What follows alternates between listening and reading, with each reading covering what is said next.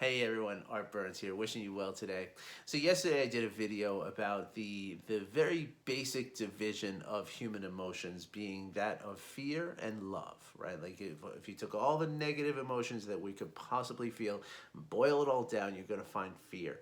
And if you took all the positive emotions that you could possibly have as a human being, you boil that down, you're going to find love. Those are the basic two human emotions that we can have. And emotions, in their very purpose, right? Emotions are what motivates us, right? If we feel no emotion, we don't feel motivated to do anything, right?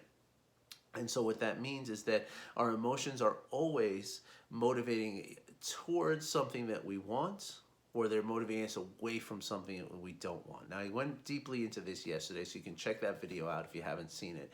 But the point of this, right, and the point of emotional intelligence, right, as we practice mindfulness and we practice just being present and seeing what is happening inside our bodies and around us, and we do so with a non-judging awareness, right, like a curiosity, a compassionate sort of openness to what is happening within us and without us, around us, right. What we do is we gain an insight as to which emotions are motivating us at any given moment, right? We can see when we are being motivated by fear, and we can see when we are being motivated by love, right? Now that's what the emotional intelligence, at least the first step in emotional intelligence, is all about, right? Is understanding that, being aware of it, right?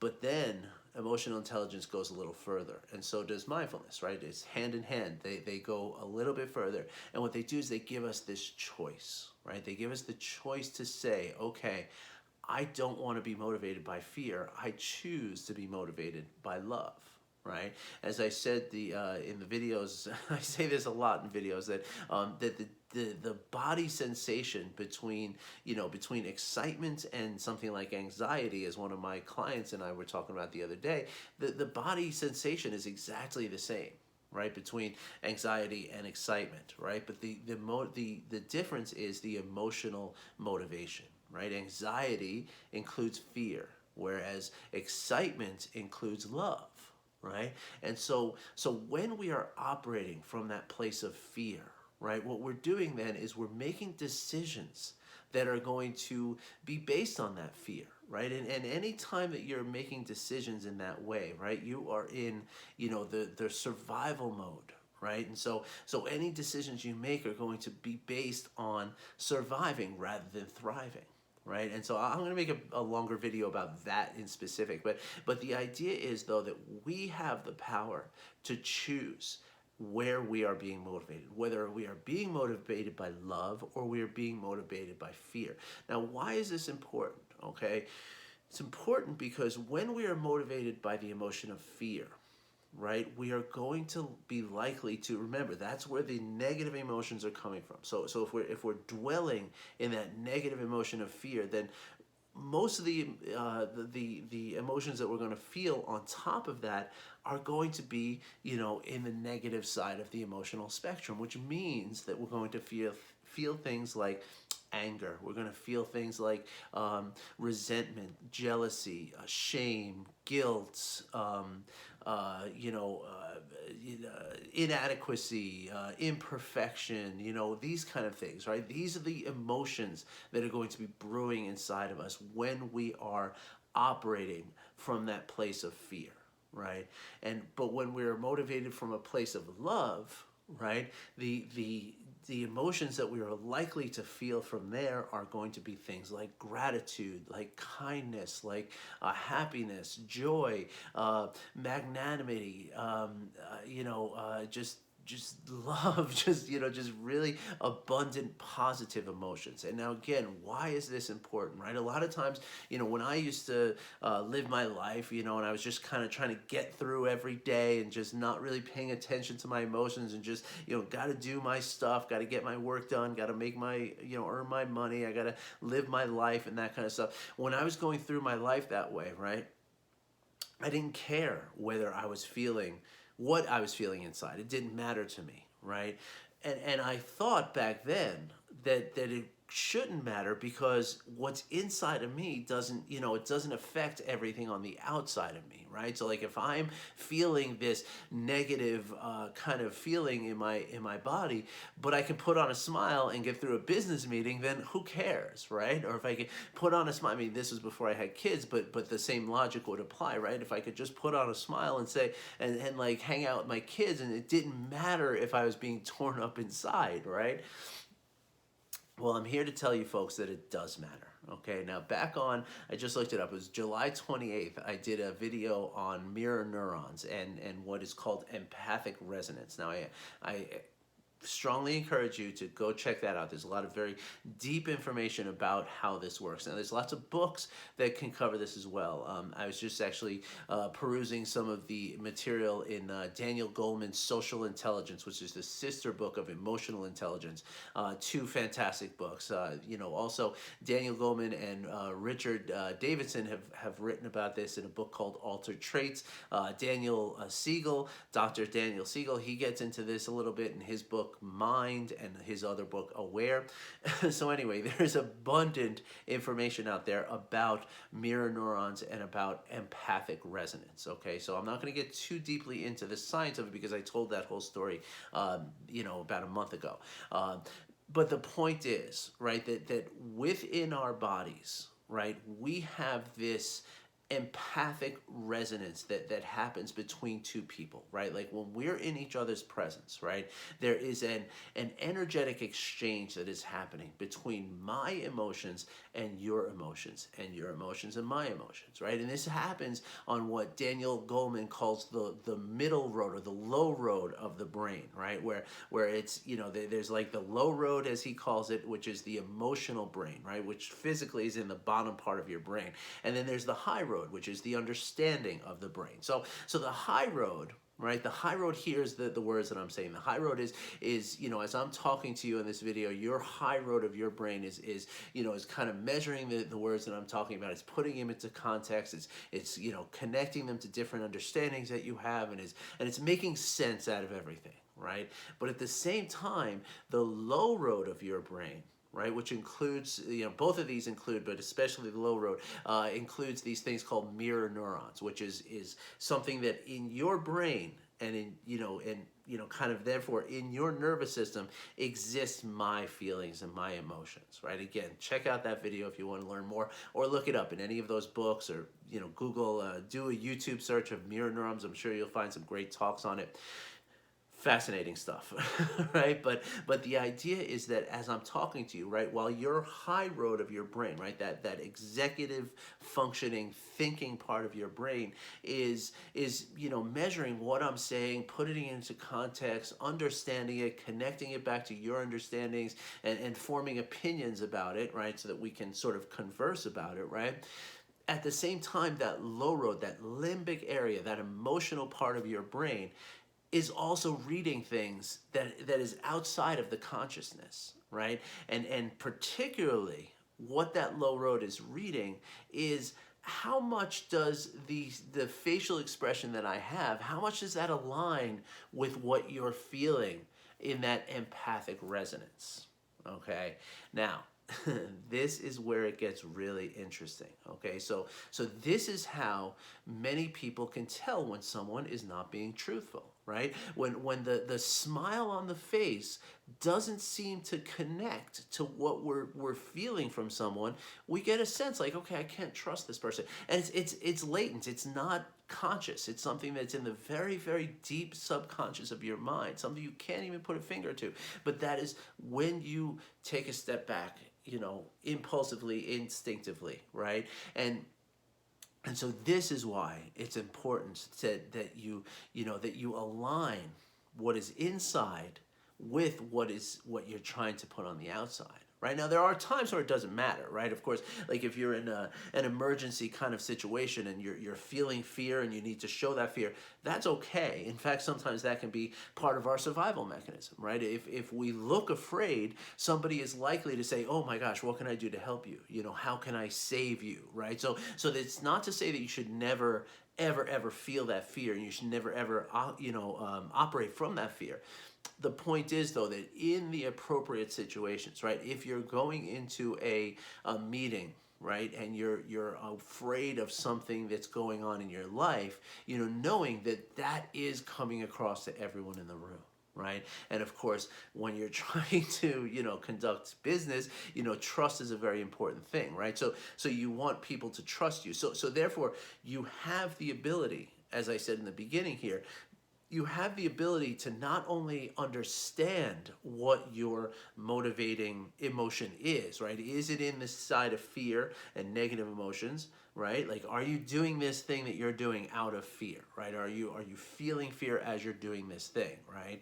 And if you are, you do have the choice then to spend a few moments before you go into the meeting, spend a few moments, kind of thinking about this and or reflecting. I shouldn't say thinking about, because that's not really the proper sort of angle of this, because thinking about it usually just increases it, right? Remember, I told you that there's like a momentum to this, right? In yesterday's video, I talked about that. So it's not so much thinking about it, but what it is sensing it. It's recognizing that okay, I am operating with this fear in my heart. Now, as I do that, right, what can I do to change that, right? Well, first of all, I can notice, like, is there anything really to be afraid of right now?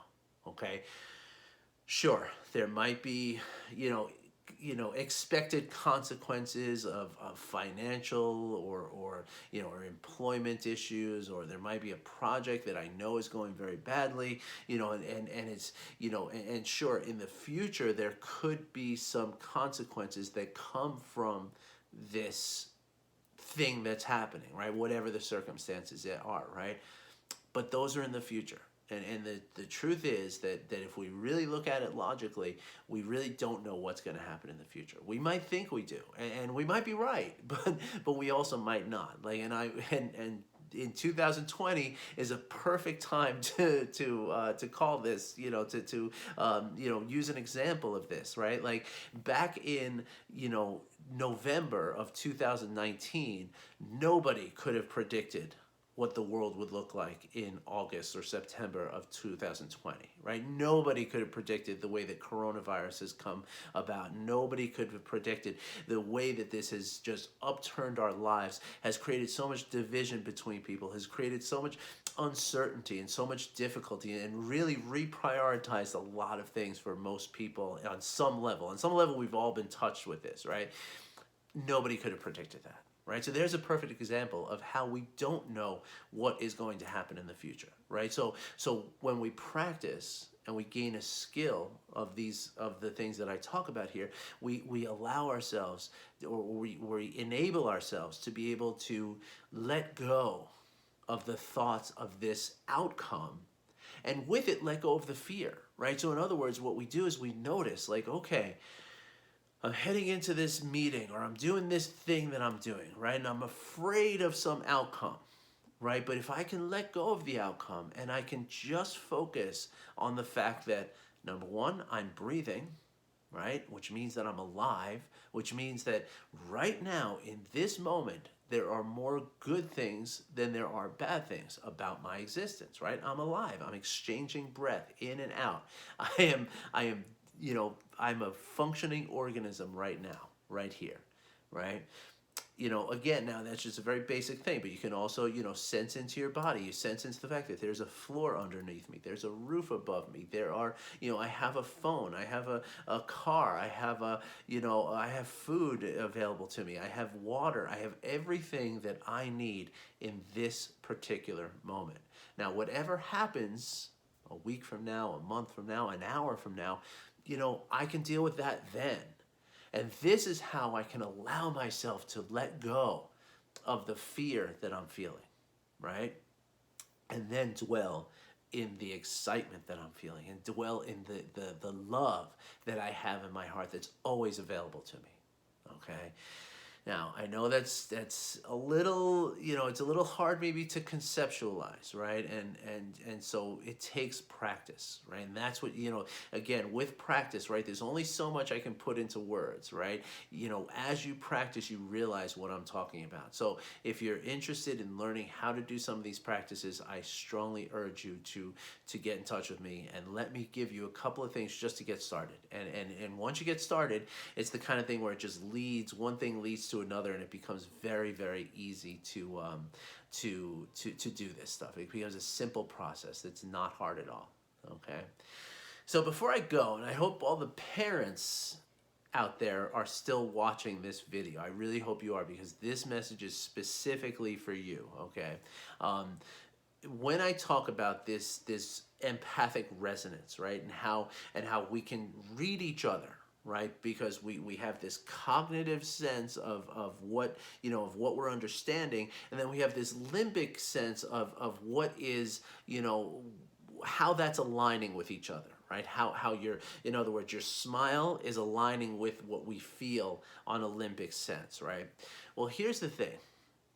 When we talk about children, right, especially young children, right, I don't know, I don't remember exactly the age. I'd have to look up exactly what ages and stuff like that, but essentially when the young child's brain, okay, it gets built sort of from the bottom up, right? So in the first year, it's all brainstem. It's just like a lizard, right? Just feed me, I poop, feed me, I poop, feed me, I poop, I scream because I want something. It's very, very just completely basic brain stuff, right?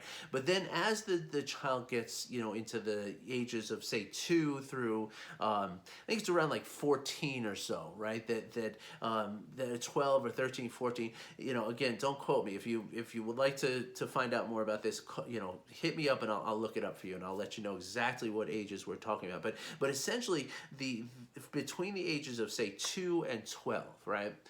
The brain of the young child is first, it's built on what they call what Dr. Dan Siegel calls the downstairs part of the brain, right? Which is that limbic area, which is what Daniel Goleman refers to as the low road of the brain, right? It's that limbic area. It's all of our emotions, right? It's all of that emotional mind, right? Which has no cognitive functioning, really. It has almost all emotional functioning, right? Now that gets built first, right? And then over the course of, after that sort of gets developed, now the upstairs brain starts to get developed, right? But basically, before a child is like 10 or 12 years old, it's operating almost entirely on that emotional level, right? Now, of course, not entirely, because you go to school, you learn things. That's all the cognitive part of the brain. But that's what's in development, through those years. That bottom part of the brain is what is really functioning very, very, consistently, right? Which is why kids have very strong emotions, right? That's why, it's either like real happy or it's real, unhappy and really, distress, right? And so the reason I'm talking about this, right, is because remember that low road of the brain is what's reading that empathic resonance, right? That's what's really feeling that resonance, right? So when you as a parent, right, are not aware and not in control and do not have mastery over this emotional motivation that you have, right, which is again just a sign of either knowing it and being able to regulate it is a sign of high emotional intelligence or a high emotional quotient, and not being able to do that stuff is a sign of low emotional quotient or low emotional intelligence, right? And so if you are operating from that place of low emotional intelligence, emotional quotient, and your insides are very, again, being motivated from that side of the emotions of fear, but yet you're putting on this happy face and you're trying to just, kind of get through it with your kids and not let them feel what you're feeling, not let them kind of think about it or talk about it or whatever. The problem is that your kids feel it, right? They feel it very, very strongly. And because they don't have the cognitive functioning, they don't know how to make sense of it, right? And just like when you're in a business meeting and you're looking for someone you're looking to gain someone's trust, right? Your children are going to have a hard time trusting as well, and they don't know why. right? They don't understand why. And what's worse is that in the very extreme cases of this, or over a period of time of this, your kids start to believe that it is their fault that you feel the way that you feel. And then that leads to them withdrawing, and leads to them going inside of themselves and trying to distract themselves, which ultimately is the is the premise for, and the foundation for, things like ADD and ADHD, because it's not just a behavioral thing, but it's also the way their brains are forming as they're doing this. Because remember, that cognitive part of your brain, that's what actually allows you to regulate your emotions, right? The emotional brain, they talk about it in psychology and neuroscience. They talk about it as a bottom up force, which would mean an emotional force, which is how kids are, right? They're all emotional, right? Or there's the top down regulation, right? Which is using that cognitive part of your brain to regulate those emotions, right? So when kids don't, develop in a certain way, with emotional support and emotional attunement from their caregivers and their parents and grandparents and teachers and everybody else, they don't get that level of the part of their brain that is responsible for that regulation does not develop properly, and that's what ultimately leads to ADD, ADHD, and so on. There's a great work by Dr. Gabor Mate goes into this very, very deeply, and you can look. He has a book called Scattered, which talks about this a lot. He's done a lot of YouTube videos as well, so you look him up. Gabor, Gabor Mate, Mate. Fantastic resource there. So that's it for today, folks. I hope you parents were sticking around for the end of that, and if you weren't, maybe I'll do a special video just for parents. And I just want you to know that I'm here to support you. If you have any questions about this, or if you want to know how to implement any of this stuff, because it sounds really good on paper, it's great theory, but when my kids are freaking out, I'm freaking out, how do I do it? Well, there are ways that we can do it, and I can certainly help you with that. So if you'd like to, get into a conversation with that, just or get into a conversation about that, just get in touch with me. Leave a comment, send me a message, and please, if you have people in your life who are parents who you feel might benefit from some of this, please share this video with them. All right, do that, and that would really help me. It would help them, and it would be really cool. And of course, do the YouTube thing. My son keeps reminding me, and I keep forgetting. Like, subscribe, comments, share, all that. hit the like button. Give it a thumbs up. Hit the share button, and hit the subscribe button. And then I think there's something else. You got to hit the bell next to the subscribe button so that you can always get notifications when I do a new video every day. So I hope my son's proud of me on that. Anyway, thanks for listening. Thanks for watching. I wish you well, and I'll be back again tomorrow to talk about some more of this great information that I find very helpful. It's been very helpful for me in learning how to live my life from a place of love and happiness, even in the face of great challenges. All right, everybody, have a great day. I wish you well. Take care.